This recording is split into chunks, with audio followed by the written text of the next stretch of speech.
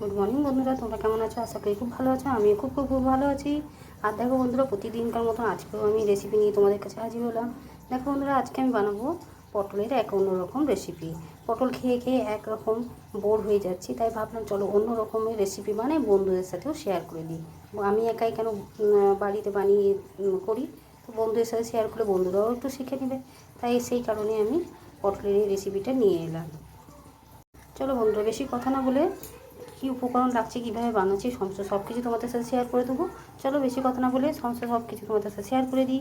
দেখো কী কী উপকরণ আছে। নিয়ে নিয়েছি পটলকে ধুয়ে দেখো এরকম করে আমি পেছনগুলো কেটে নিয়েছি প্রত্যেকটা পটলে। এখানে নিয়ে নিয়েছি নুন, হলুদ, জিরে গুঁড়ো, ধনে গুঁড়ো আর লঙ্কার গুঁড়ো, কাশ্মীরি লঙ্কার গুঁড়ো, চিনি। এখানে নিয়ে নিয়েছি গরম মশলা সামান্য, অল্প সামান্য। এখানে নিয়ে নিয়েছি টমেটো পেস্ট করে নিয়েছি, এখানে কাজু আর পোস্ত পেস্ট করা আছে, এখানে আদা কাঁচা লঙ্কা পেস্ট করা আছে, সম্পূর্ণ নিরামিষ। এবার আমি কড়াইয়ে তেল বসিয়ে দেবো। দেখো বন্ধুরা, কড়াইয়ে তেল বসিয়ে দিয়েছিলাম, তেলটা গরম হয়ে গেছে। এবার পটল রয়েছে একটু লাল করে ভেজে নেবো, আর একটু সামান্য নুন দিয়ে দিলাম যাতে একটু পটলটা নরম হয়। এবার আমি পটলটাকে একটু ভেজে নেব। দেখো বন্ধুরা, পটলটা ভালো মতন ভাজা হয়ে গেছে, লালচে রঙ ধরে গেছে। এবারে আমি কড়াই থেকে তুলে নেব। দেখো বন্ধুরা, পটলগুলো তুলে নিলাম। এবারে আমি একটু সামান্য পরিমাণে ফোড়ন দিয়ে দিলাম, একটি এলাচ, একটি লবঙ্গ আর দারচিনি একটু খুব ভালো করে ভেজে নেব। এবারে আমি আদা আর কাঁচা লঙ্কার পেস্টটা দিয়ে দেবো। দেখো বন্ধুরা, আদা আর কাঁচা লঙ্কার পেস্টটা দিয়ে দিলাম। এবারে আদা আর কাঁচা লঙ্কার পেস্টটা একটু ভালো করে ভেজে নেবো যাতে গন্ধটা না থাকে। আর আমি ওই তেলে নয়, সাদা তেলে করছি, রিফাইন অয়েলে। এবারে আমি ওই তেলের মধ্যেই বানাচ্ছি, আর আমি তেল দিইনি। এবারে আমি খুব ভালো করে মশলাটা কষে নেব। দেখো বন্ধুরা, আদা আর কাঁচা লঙ্কাটা ভালো মতন ভাজা হয়ে গেছে। এরপর দিয়ে দিলাম টমেটো পেস্ট। টমেটোটাকে পেস্ট করে রেখে নিয়েছিলাম, সেই টমেটোটা দিয়ে দিলাম। এই টমেটোটা দিয়েও কিছুক্ষণ ভালো করে কষিয়ে নেব। দেখো বন্ধুরা, টমেটোটা খুব ভালো মতন কষানো হয়ে গেছে।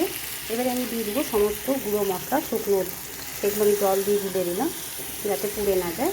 এবারে সেই মশলাগুলো সমস্ত ভালো মতন কষিয়ে নিতে হবে যাতে কোনো রকমভাবে কাঁচা গন্ধ না থাকে। আর তোমরা বাড়িতে অতি অবশ্যই বানিয়ে খেয়ে দেখবে, দারুণ লাগবে। একটা রেসিপিতেই ভাত খাওয়া হয়ে যাবে এক থালা। চলো বন্ধুরা, এবারে কষিয়ে নিই। দেখো বন্ধুরা, মশলাগুলো খুব ভালো মতন কষানো হয়ে গেছে, উপর থেকে তেল ছেড়ে দিয়েছে। এবারে দিয়ে দেবো কাজু আর পোস্তর পেস্ট। আর বাটিটা ধুয়ে কিছুটা জল দিয়ে দেবো, দিয়ে একইভাবে কিছুক্ষণ কষিয়ে নেব। দেখো বন্ধুরা, বাটিটা ধুয়ে কিছুটা জল দিয়ে দিলাম। এবারে আমি খুব ভালো করে কষিয়ে নেব। দেখো বন্ধুরা, মশলাটা খুব ভালো মতন কষানো হয়ে গেছিলো, কাজু পোস্তটাও দিয়ে খুব ভালো মতন কষিয়ে নিয়েছি। দিয়ে আরও কিছুটা জল দিয়ে দিলাম। এবারে ফুটে গেলে আমি দিয়ে দেবো পটলগুলো দিয়ে কিছুক্ষণ সেদ্ধ হতে দেবো। দেখো বন্ধুরা, ঝোলটা ফুটে এসছে, তখন আমি পটলগুলো দিয়ে দিলাম। এবারে গায়ে মাখা মাখা করব, একদম হালকা পরিমাণে গ্রেভিটা থাকবে, ঝোল ঝোল।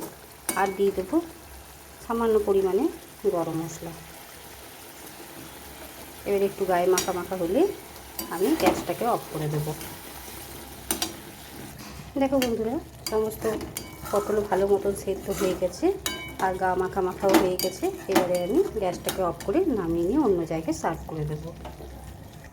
দেখো বন্ধুরা, পটলের রেসিপিটা আমার তৈরি হয়ে গেছে। তোমাদের কেমন লেগেছে অতি অবশ্যই কমেন্ট করে জানাতে ভুলবে না। আর বাড়িতে বানিয়ে খেয়ে একবার অতি অবশ্যই দেখবে, আর আমাকে কমেন্ট করে জানাতে ভুলবে না কিন্তু বন্ধুরা। আর ভালো যদি লেগে থাকে তাহলে লাইক, শেয়ার এবং চ্যানেলটিকে সাবস্ক্রাইব করে দেবে, আর পরিবার পরিজনের সাথে শেয়ার করে দেবে। আর আজকের মতন এতটুকুই, কালকে আবার অন্য কোনো রেসিপি নিয়ে হাজির হব। সুস্থ থেকো, ভালো থেকো, তোমরা আমার পাশে থেকো।